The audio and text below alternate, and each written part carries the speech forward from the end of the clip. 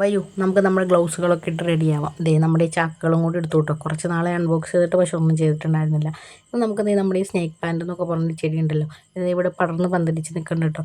അപ്പോൾ ഇത് ചെറുതായിട്ടൊന്ന് വേര് പൊട്ടിയാലും കുഴപ്പമില്ലാന്ന് ഞാൻ വിശ്വസിക്കുന്നു. കാരണം ഒത്തിരി ഉള്ളിലോട്ട് ഇങ്ങനെ വളർന്നു പോയിട്ടുണ്ട്. അത് മൊത്തം കുഴിച്ചെടുക്കാൻ പറ്റാത്തതുകൊണ്ട് ഞാനും കുഞ്ചിയും കുറച്ചധികം നേരം പണിപ്പെട്ടു കേട്ടോ. അങ്ങനെ ഞങ്ങളിത് ആ സാധനം റെഡിയാക്കി എടുത്തു. നമ്മുടെ ഈ സൂര്യകാന്തി കരിഞ്ഞു പോയിട്ടുണ്ടായിരുന്നു കേട്ടോ. അപ്പോൾ അതിൻ്റെ ചട്ടിയിലാണ് നമുക്ക് നടാൻ വേണ്ടിയിട്ട് ഉദ്ദേശിക്കുന്നത്.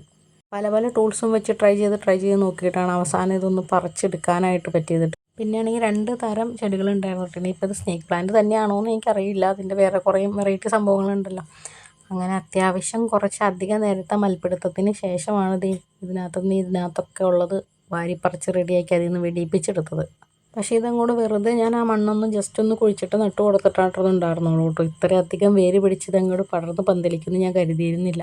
പിന്നെ നമ്മുടെ ഈ പച്ചക്കറി സാധനങ്ങളും അങ്ങോട്ടും ഇങ്ങോട്ടും ഒക്കെ വെക്കാനുള്ളത് കൊണ്ടും അതിലൊക്കെ റെഡിയാക്കി വന്നതുകൊണ്ട് അത് തടസ്സമാവാതിരിക്കാൻ വേണ്ടിയിട്ടാണ് ഇപ്പോൾ ഇതിലേക്ക് മാറ്റിയിടാൻ പോണത് കേട്ടോ. നമ്മുടെ ഈ സൂര്യകാന്തി കരിഞ്ഞു പോയ ചട്ടിയിൽ ഞാൻ കുറച്ച് നമ്മുടെ പയറിൻ്റെ തൊലി, അതുപോലെ തന്നെ സവാള, അങ്ങനെ കുറച്ച് വേസ്റ്റ് സാധനങ്ങളൊക്കെ ഇട്ട് വെച്ചിട്ടുണ്ടായിരുന്നു കേട്ടോ. അപ്പോൾ നമ്മൾ വളമൊക്കെ ആയിക്കോട്ടെ എന്ന് വിചാരിച്ച് വേറെ എങ്ങോട്ടെങ്കിലും കൊടുത്തിടാൻ വേണ്ടിയിട്ട്. അപ്പോൾ നമ്മൾ നമ്മുടെ ചട്ടി നേരെ റെഡിയാക്കി എടുത്തു. അതൊക്കെ വാരി പുറത്തേക്ക് ഇട്ട് മുളച്ച് നിൽക്കുന്നത് മൊത്തം ഈന്തപ്പഴമാണ്. നമ്മുടെ ആ മണ്ണിലുണ്ടായിരുന്ന ഈന്തപ്പഴത്തിൻ്റെ കുരു മുളച്ചാണ് കേട്ടോ. അപ്പോൾ ചട്ടിയിൽ നിന്ന് മണ്ണ് കമത്തിയപ്പോൾ നിറയെ ഈന്തപ്പഴത്തിൻ്റെ തൈകൾ കിട്ടിയിട്ടുണ്ട്. അപ്പോൾ ഇതെന്തായാലും നമുക്ക് കരുതി വെക്കാം, എങ്ങാനും ഉണ്ടായാലോ എന്നുള്ളൊരു ആലോചനയിൽ വീണ്ടും ആ മണ്ണുകളൊക്കെ അത് മാറ്റിയിട്ട് അതിനകത്തേക്ക് തിരിച്ച് ഞങ്ങൾ രണ്ടുപേരും കൂടി ഇട്ട് കൊടുക്കാം കേട്ടോ. ഇനി വേണം നമുക്ക് ഈ പ്ലാന്റ് അതിൻ്റെ ഉള്ളിലേക്ക് ഇറക്കി വെക്കാൻ.